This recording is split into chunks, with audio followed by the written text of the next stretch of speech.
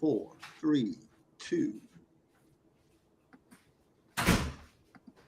Mm-hmm.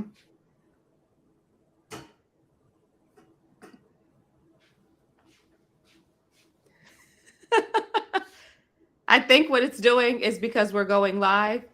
I love technical difficulties, but we gonna Well, work this out. There we go. There we go.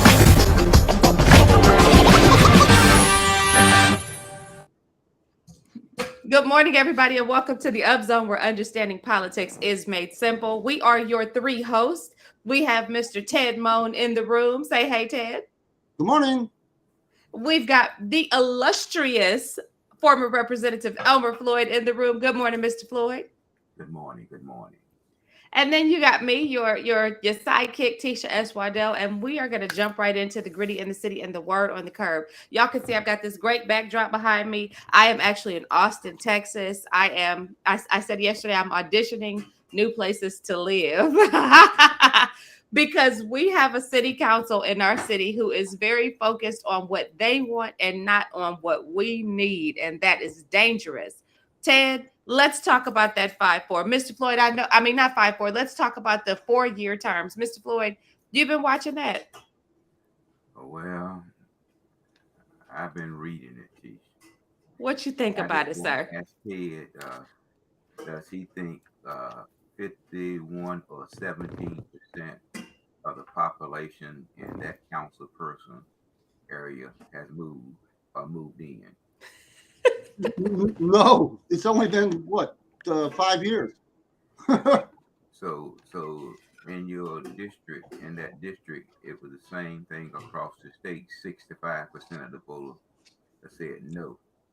So that was my Yes. question to you, Ted. Do you think 16% or 51% of that community population has moved out? No. So No. What's still there? that's the answer. Yeah. The answer would be, if it followed, it would be the same. No.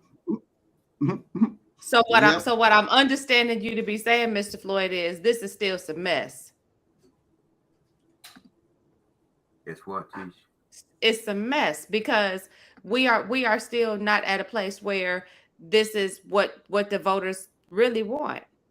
Well, Chief, as I said, as a politician, and you all have served in that capacity, you have to be a shrewd thinker in order to do that. And you always have to look at the numbers when you're bringing something forward, unless you're bringing it forward because you don't have anything else to do. But And that's right, Mr. Floyd, and that's the question that I have is, are there not bigger fish to fry right now at the Fayetteville City Council than to stir up? Is this one of those things that we often hear government doing, where they get you riled up about something, so you focus on this while they're doing something else on this side? Is this one of those instances? no, I think that, and Ted's been there around there long enough. It's something that people say that we don't have the time. Well, U.S. Congress served 2 terms. NC House and NC Senate served 2 terms. I mean, the County Board of Commission, they serve 4 terms. Nothing wrong with that. That's how it's set up. But when you try to change the makeup and say you don't have enough time, and then when I hear you say that because we can, that let me know your thinking as it relates to this matter. Mm-hmm. Absolutely. What do you think, Ted? Yeah. Well, they're going to have a public hearing on the 10th of April, and when you and I were on council together, and we had a public hearing on this very same issue, only 3 people showed up to the public hearing. Now, during the council meeting, Derek Thompson said he could bring 100 people and pack the courthouse. He got. I want to see him do it. I want to see. Yeah. Now wait a minute, Chief. Now wait a minute. Now he can bring 100 people. That don't mean that they are for the issue. Exactly. But I want to see him. I want to see him I want to see Derek Thompson. Listen, I'm going to issue the same challenge to him that the coordinator at E.E. Smith issued to me when I said we wanted to have a community event. He told me that he'd be surprised if we could get 100 people to come out to the event at E.E. Smith. I'll say and we got 300 people to come out to the event at E.E. Smith. I want to say to Councilman Thompson, show me. Mm-hmm. Show me you bring out 100 people from your district to a meeting about changing to 4-year terms, and show me that they are in favor of this initiative. Show me that. Mm-hmm. Because I don't think you can. Now, now, let's give a person credit. He can bring or may bring 100 people, but now don't forget now you had over 65% that said no. No, So you can bring 100 people, but those that said no was 65%. Mm-hmm. It was every. Yep. Good on Ted. Oh, every voting precinct except for one, where there's only just a couple people on the fringe of the city. Every precinct across the city said no. They didn't. We don't want that. So that's what I'm saying. You have to. I mean, after all the pollen had fallen, you have to look at whether or not the tree would be fruitful. Okay. But you gotta wait on the pollen to fall. Yes, ma'am. Yeah. Fall, and when it falls, it may be something that voters or challengers would look at. That you are not respecting the will of the people. That you're respecting your will, and not the will of the people. Mr. Floyd, let me ask you a question. How, as a freshman council member who has not even served, have they served 6 months yet? 7. Okay, who has not, let's say who hasn't even served a year yet. Who thinks about that? What new council member goes, oh, we should have 4-year terms? This to me sounds like it came from somebody who's already been on council, or somebody who they're talking to, somebody in the community who has a relationship with somebody on the council has gone to Derek Thompson and said, you need to work on this. Because what new council member thinks about that? So to me, my question is, who is twisting the key in his back? Who's working him up to stand out here and look foolish like this? 4 years, if you want to serve 4 years, you got to start somewhere.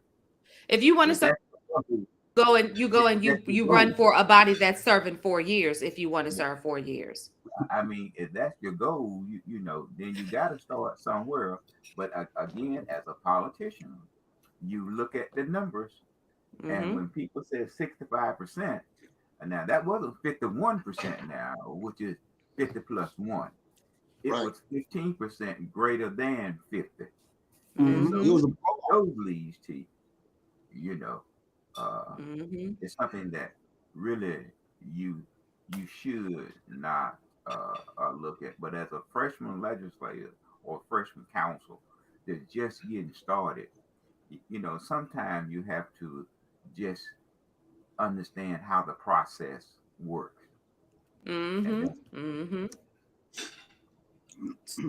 So Ted, where do you think that this originates from? If you sit and you just think about it, do you think that Derek Thompson is really invested in 4-year terms?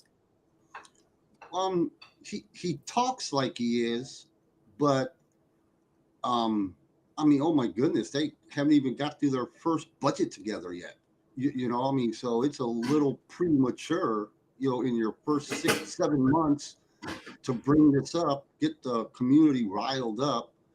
And like you said, you know, show up with 100 people. Show up. Yeah, we still have in the city of Fayetteville just under 100,000 active voters. You know, when you take the inactive out, I just downloaded 2 days ago. And I got rid of all the deceased, got rid of, you know, I only kept the city council districts. It was 99,900 people that are active voters. And if you do this in the referendum in December, you're only going to have 10% show up. When you and I did it in 18, we put it on the November ballot. You know, in 18, where there's a much higher voter participation. So they could say they unilaterally, look, we got Kurt jumping in on us. All right. Hey, Kurt. Yeah. So, Finish your statement, and then I'm going to introduce why we've got Kirk on the line with us. oh yeah, yeah. Put it to the voters, but if you don't put it to the voters, you do it unilaterally. That means in every 2 years, there's only going to be 5 people on each ballot. So what's Right. going to happen to voter participation with only 5 council It's going to districts? plummet. It's going to It's going to plummet. plummet. Right. It's going to plummet. And y'all know we are not like we don't champion Mario B often on our program, but I'll give him a high five right now and say good job for standing up for the people and saying this is not how you go about increased engagement. Now, Ted, Ted and Mr. Floyd, you guys brought to go ahead, Fran. Before you get to Kirk, I think that if you're looking for greater voter turnout, then you also change the election cycle. Yes. That's what's important. Yes. Changing the election cycle, and you. But see, that's scary to the system. That's scary to the system. That's scary to the system because then you say you don't just have to play to 1,000 people to keep your seat. Now you got to speak to a larger audience, and a lot of people in these positions are not prepared to do that. Mm-hmm. They're not prepared to do that. So now we have just been joined by former Senator Kirk Deviere. We talked a lot, you guys, about the Medicaid expansion. Over the years, we've talked a lot about that. And one of the things that I think all agree on is that sometimes when we leave our position, there's this groundswell. For me, I pushed hard for increasing the money for sidewalks, for infrastructure. Like that was my big push. Well, happens as soon as I'm off council, it moves, right?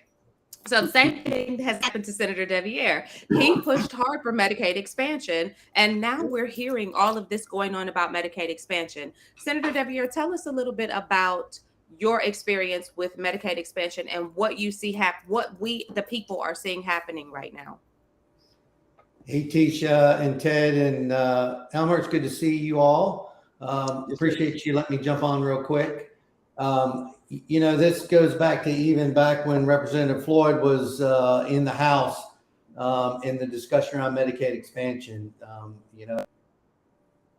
Last session, I should say, there were that passed, in the House and in the Senate bill, but we could never get a compromise between those two bills. That was continued session, and I will tell you, that short session lasted all the way through December of last year, all the way up into the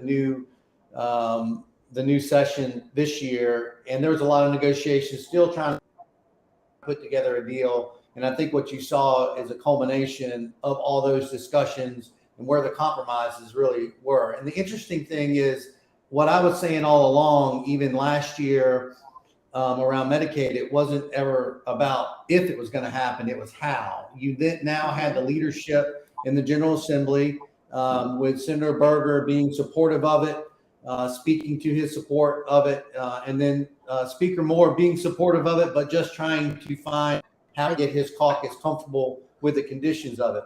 And what you saw is a compromise, a legislative compromise that between the House and the Senate, that really the major pieces of the deal were the expansion itself and when it would happen.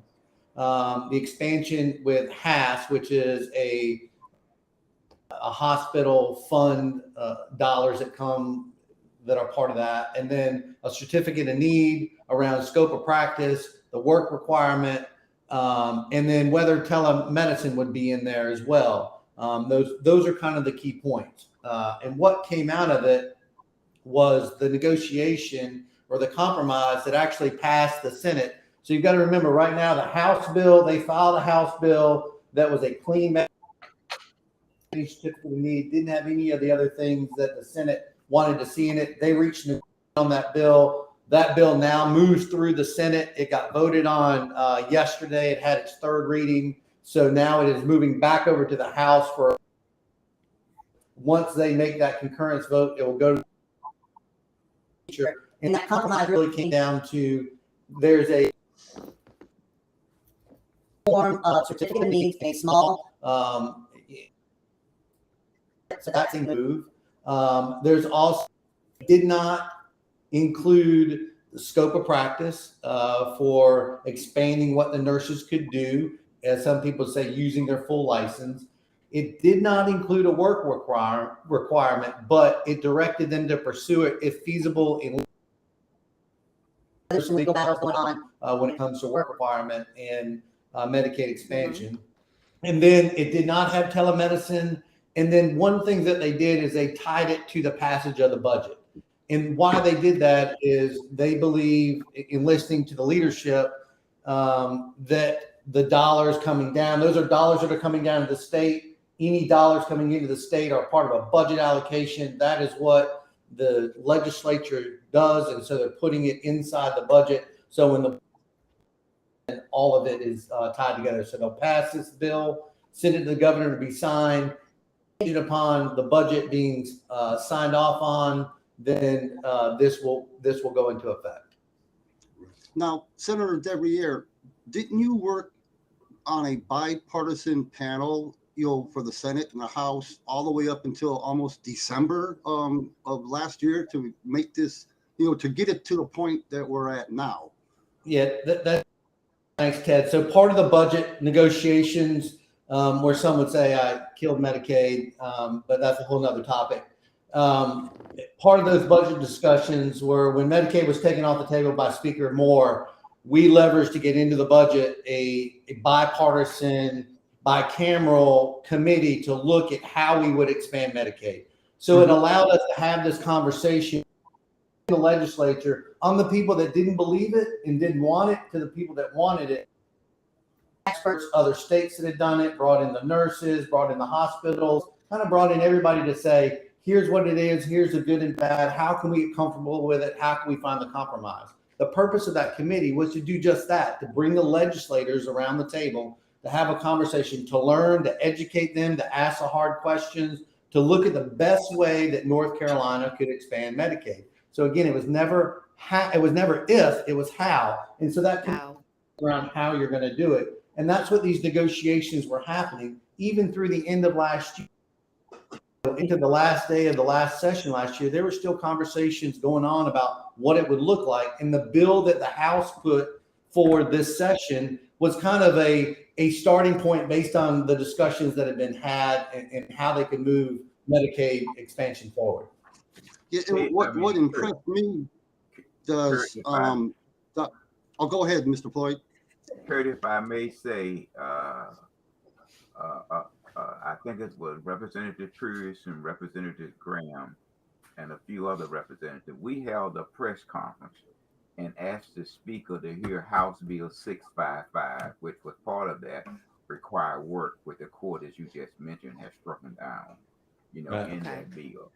We had the votes on the House side to move the bill forward, and that was to cover 300,000. But the executive branch wanted to cover 500,000. So those individuals who wanted to cover 300,000, then the executive branch 500,000 backed away from the health care bill. But at the same time, representatives like senators like yourself and others was penalized, because we voted for the budget and we signed about 10 plus mini appropriation bills, which weakened our opportunity to have healthcare expansion during that particular period of time. Mm-hmm. So my concern was, and still is, you signed over 10 mini appropriation bills, but you vetoed the budget. But if you're strong enough to veto the budget, then why you sign 10 plus mini appropriation bills? Mm-hmm. About Yeah, that's exactly right. So this discussion goes back multiple sessions. As I was saying, when Representative Floyd was there, they put a bill on the floor. And what was ironic about that time is they had the speaker's approval to hear it on the floor, but yet it wasn't going to happen in the Senate because Senator Burke, they weren't at the point where they were ready to expand Medicaid at that point. Well, we had 35. We had sufficient Republican votes, but the speaker indicated, and you've been up there, Kurt. If they Yeah. don't feel they have the votes, That's they're right. not going to bring it. And the That's right. Democrats backed away from the 300,000 and to leave his 35 members out there, in which one of them was David Lewis. That's sort of embarrassing. That's embarrassing for any leader to do I that. think what's interesting about the deal that's been struck this time, the negotiations, is it really happened inside the General Assembly walls. Working with DHHS, and the agency, working with the Department of Commerce, they found the best path that they could get the legislature in a very strong bipartisan vote. I mean, the Senate vote, there was only yesterday. Right. And I think, you'll see a full concurrence in the House side as well. But this deal was negotiated inside the legislature. And I think that's an important piece, and one that, it's the governor not signing it.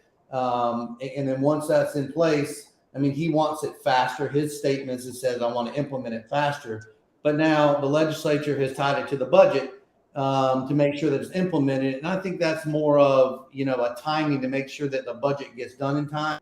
Mm-hmm.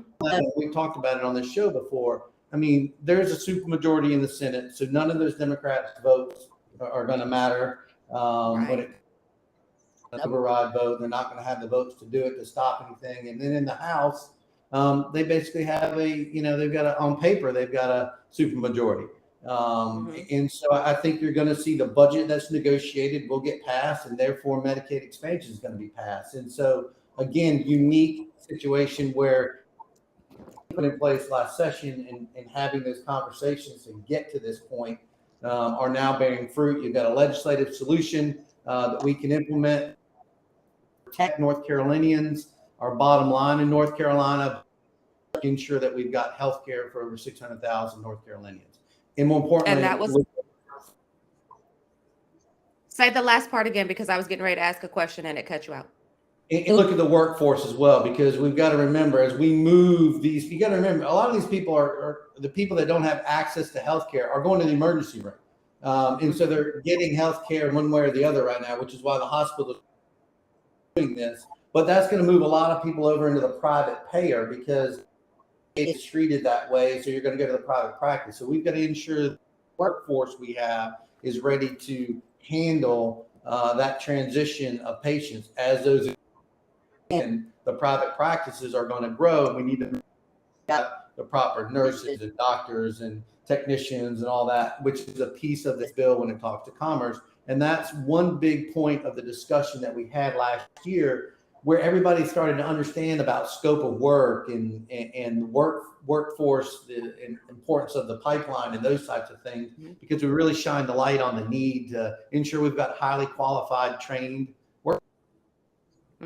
So my question about this is, when we talk about the former negotiations, one of the biggest impediments was this fear that the money was going to run out from the federal government and that states would be left holding the bag to figure out how to continue to fund this expansion.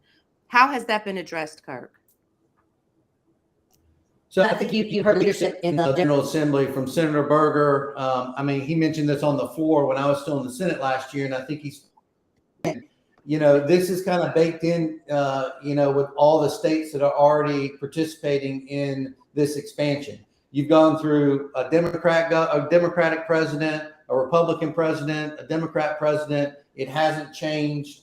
So they felt that there was ability with those dollars. And that in that amount that would be coming to the states be overturned. Okay, Mr. Floyd, what you got? Now, I was concerned there. When we look at the overall picture, it's going to take anywhere between 2 to 3 years to put the program together. So it just won't happen, in the 24 physical year. It take 3 to 4. It take anywhere between 2 to 3 years to get the program sound based, in order for it to, to be effective. But right now, it's good. But as Kurt mentioned, when we did it on the House side, it came out of the committee 26 to I think it was 26 to 6 in favor of it. But the thing that happened on the House side later during my campaign is that the House said, my party said that I voted against health care expansion. When at Mhm. the time I called a press conference showing that House Bill 655 could be heard. It's just amazing how your own party helped communicate to others reference to The your wrong message. Absolutely. So I want to take a moment and I want to, because I think it's so important when we talk about what we just spoke about with the council saying we need 4 years to get stuff done. You don't need 4 years. You need good planning. You need to be really specific about how you want to map out what you believe should be done for the future of your community. And you need others. And I think that that's what we saw happen with both Mr. Floyd and with Senator Deviere, because this what's happening is the fruit of the labor done under their tenure.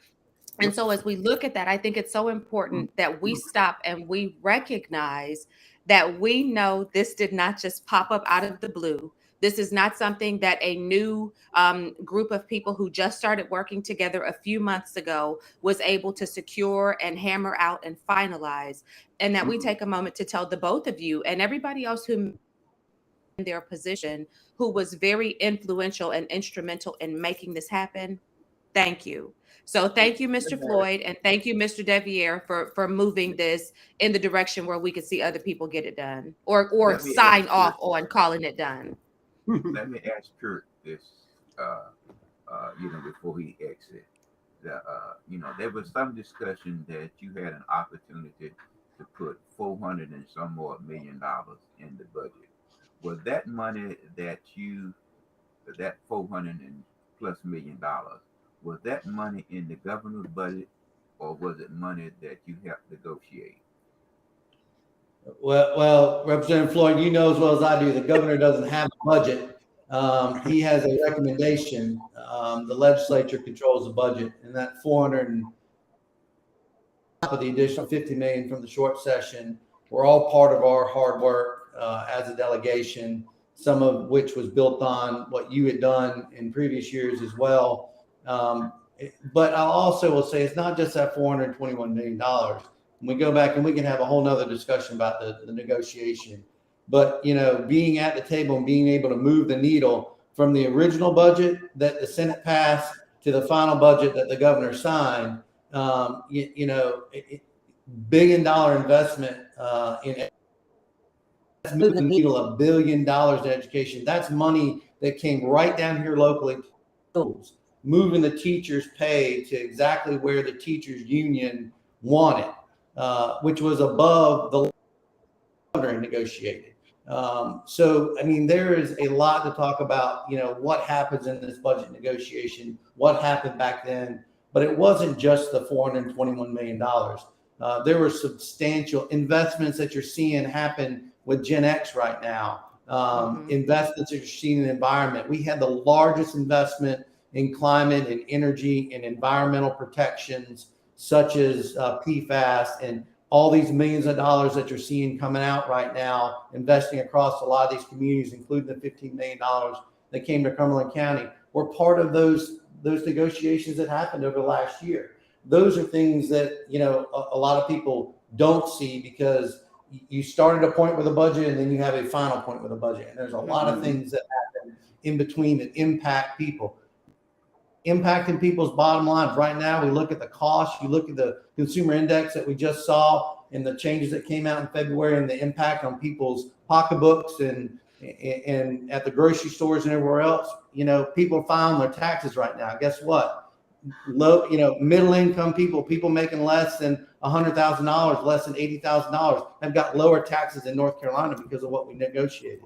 Veterans, for the first time ever, are not paying taxes on their pensions, I know you like that, Tisha. So the pensions that they're receiving here, those are things that impact people day in, day out and affect their bottom line and their pocketbooks.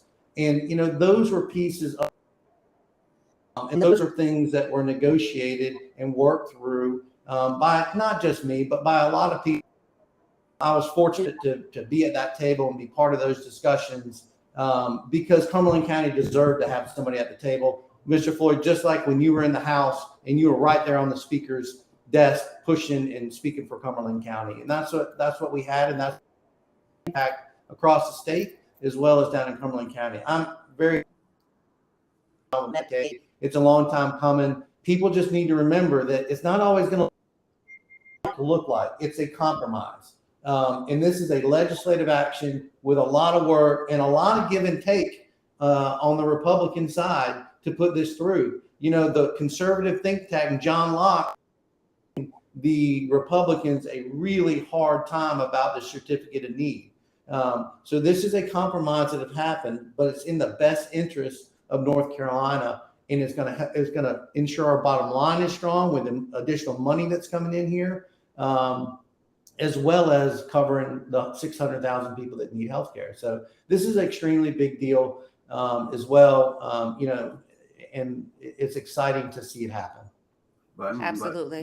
Before we exit again, Kurt, you know, just to make sure so our listening audience would understand, is that the governor send forward a recommended budget. Is that correct? That is absolutely right. You will hear it called the governor's budget, and he released it yesterday. And I did some notes from it. You know, as Representative Floyd, as you know, the legislature sets their spending levels, their spending caps. They have a formula. It was about $3 billion in the first year above their spending cap. So there's going to be a lot of negotiation. It's going to be interesting to see kind of what comes out of that. But it is just a recommendation to the legislature on what to do with the forecasted. Have a forecasted revenue that everybody agrees to, and the legislature makes their budget, and the governor makes a recommendation to the legislature to what he would like. Mm-hmm. Mhm. Well, guys, I want us to, we could talk to Senator Deviere for forever. But y'all know I have a hard stop in like 2 minutes. And so we're going to have to pick up with you the next time, sir. Thank you for jumping on last minute. We really appreciate that. Thank you. I'm glad to be part of it. Medicaid expansion is a huge deal. Continue to follow it. It's going to help North Carolinians across the board. Thanks so much for what you guys do. No problem. Have a great day, sir. So, gentlemen, I think that Ted, if you will kind of outlay what people can expect to hear from us in the next couple of days, and in the next week, and Mr. Floyd, if you'll kind of just summarize what you're feeling from today's program, then we'll go ahead and we'll wrap this up for today. But listen, I want to tell both of you, great job working out these technical things that we're working out. I'm so proud of us. Like, if I was in the room, I'd give you guys a high five because this is fantastic. You guys we're pulling this off. But Ted, what did you have on your list for us to continue talking about? Yes, Tuesday and Wednesday, the Supreme Court reheard the voter ID case yesterday and the redistricting case Tuesday. I watched it twice, so I'll have a little update for that next week. I think the current Supreme Court is going to reverse the previous decision. We just talked about Medicaid will be on the calendar next Wednesday. So we'll know next Thursday whether it passed the final vote in the House. We'll talk more about the public hearing coming up on 4-year terms, and then we'll see what else gets passed in the House and the Senate early next week. And then we might have some other bills to talk about next Thursday. Sounds good. And Mr. Floyd, what do you want us to be keeping an eye out for over the next week? I think that, I'm still concerned about the Cumberland County landfill, and I'm also concerned about the extending the term to 4 years. There, I think that it needs to be looked at and look at not just what they want, but if you really look at it, that area would be the Cumberland County landfill for the next 50 years because the land is going to be drastic decline. And then there was a discussion yesterday that didn't come up. Many people showed up at the Board of Election. They wanted to, there was communication made that they wanted to merge precinct 13 and precinct 16 together, like they did 519. But some kind of way it didn't come up, as an agenda item last year. So persons have to be very attuned to the various things that take place in their community. So that didn't happen Absolutely. yesterday. That don't mean that it won't happen in the future now. But Hmm. you must be, mindful of these kinds of things there. So that's my concern. Then the other thing, we have to let the people know about. I call it the civic center, the convention center, or whatever. The location of that Ted. It just, to me, it just doesn't make any sense. And then the location of the new E.E. Smith School, or whether it'll be on Fort Bragg or Shaw Heights. I mean, anytime you use public money to teach, you should use public money to help jumpstart economic development. If you Hmm. don't Fort Bragg, it'll be just like W.T. Brown. At 3:30, it closes. So Let me say this. I think, gentlemen, what we should probably do is be prepared to jump right in, right there when we pick up on next Thursday. So everybody, you guys stick with us. Come back next Thursday. You already know what we'll be talking about. I think we should also look at seeing if we can get somebody from the county who is championing this landfill project. I think we need to have them come on and try to help convince us of why this makes sense to them. Not that it will work, but I think it's at least definitely a great idea to give them an opportunity to come and have that conversation. So between the three of us, I heads together and figure out who that person should be. But really, I think there's so much going on. The way for me is the same thing it's been since day one of this podcast. Attention. Pay attention, understand, ask questions, and look beyond what is initially being said, because it is important to be completely aware of the full scope of why what is happening. Why is not a bad question to ask. So why?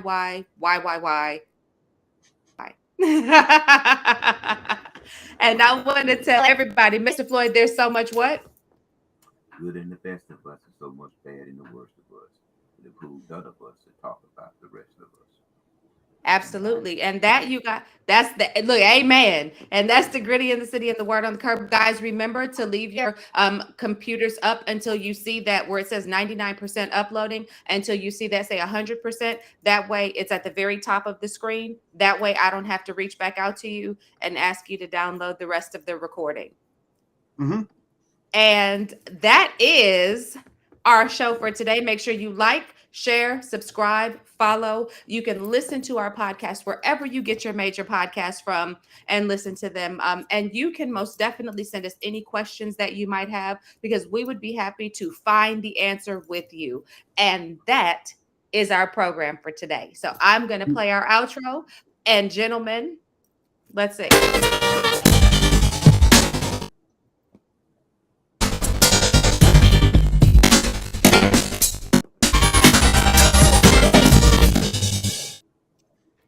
And we'll catch you next week.